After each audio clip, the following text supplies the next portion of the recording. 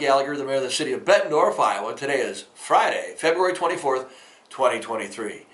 On Wednesday, I had a great opportunity to share the state of the city at the Waterfront Convention Center in front of a packed house for a lunchtime meeting. Thank you to our sponsors who put that together, the Kiwanis Club, the Rotary Club, the BBN, and the Chamber of Commerce. And thank you to the Isle of Capri for being such a great and wonderful host. We've got great information for you about the city of Bettendorf, so I thought I would recap some of the highlights in this mayor's message. First, the city of Bettendorf is financially sound. It's safe. It's flourishing. It's innovative. It's inviting. It's transparent. And it's communicative. We've got a lot of things to talk about in each one of those areas, but we always start with our vision, which is to be a livable community with rich educational, cultural, and recreational opportunities where we enjoy a vibrant riverfront and a growing competitive business advantage. That's something we all start with each and every day, and we build on that through the 5 goals of the city that we've talked about before. But the bottom basement is to be that financially sound city providing excellent city services, and that's where we start. We've got a lot of great things that are happening, but we are financially sound, and we do provide those great services at a very economical rate. In fact, this past year, in 2022-23, because we are on a fiscal year of July 1 through June 30th, so this year that we're almost done with, Bettendorf ranks the second lowest general fund levy in the state of Iowa of all of those cities.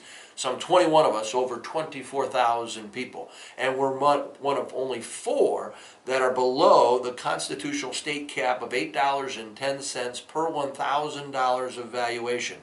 We're at 572.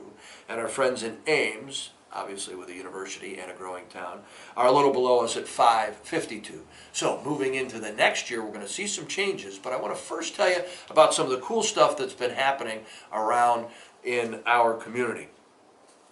So we've got great projects and initiatives that took place in 2022-2023 that will kind of continue through this summer. Our downtown business organization, or DBO, led by Ryan Jancy, continues to beautify our downtown, and our industrial buildings continue to go up in our industrial park thanks to the Knott Corporation, who's now expanding in the building that they have.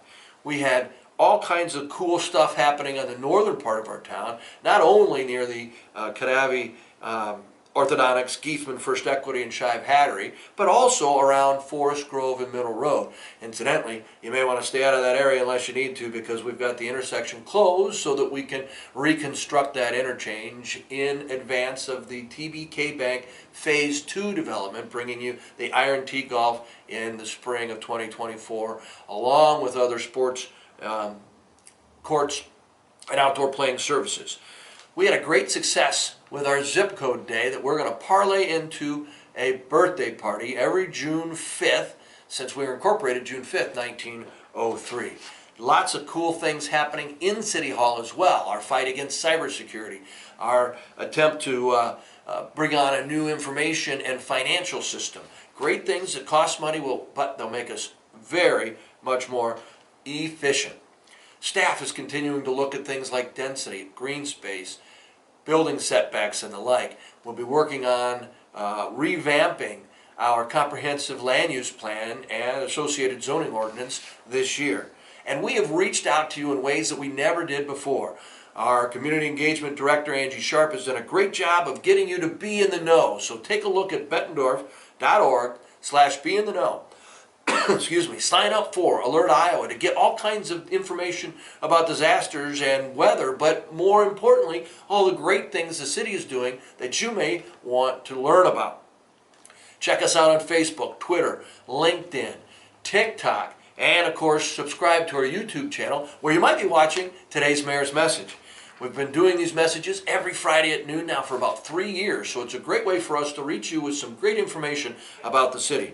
We've got great enterprise highlights as well. For instance, in Parks and Rec, we're really excited about the landing that's coming. That's a partnership with us, the YMCA, and the philanthropic portion of our community, all of whom will be throwing in about $6 million. We've also collaborated collaborated with the Y to bring more youth recreational opportunities. We've divested ourselves from the Life Fitness Center that the Y now runs and includes gymnastics, ninja, basketball, and it still houses our tennis.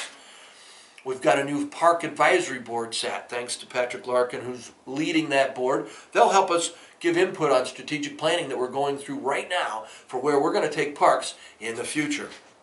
The Family Museum's got lots of different highlights, but most importantly, lots of different programs and partnerships. They partnered with Steam on Wheels and with the Figge Art Academy. Great programs for kids of all ages. The Zooseum Pass is still there, and we get to host the Iowa Museum Conference in October.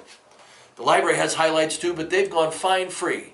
That's a cool thing. That keeps folks who might have an impediment to income from worrying about paying any fines, and continues to get the library to continue their mission of information and ideas for all. Additionally, they've entered the world of non-traditional circulation kits, STEAM kits, outdoor activity kits, and a seed library.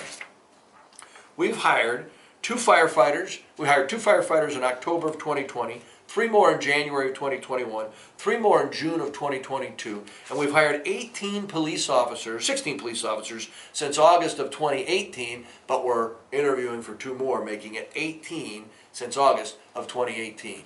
The City Council is continuing to put safety first. Now, moving forward, we'll continue to see great growth. Last year we had 159 single-family homes, 11 new commercial buildings, 7 new apartment buildings. One of the things that's going to be an obstacle for us, however, in our budget for 2023-24, beginning July 1st, is some changes at the state level.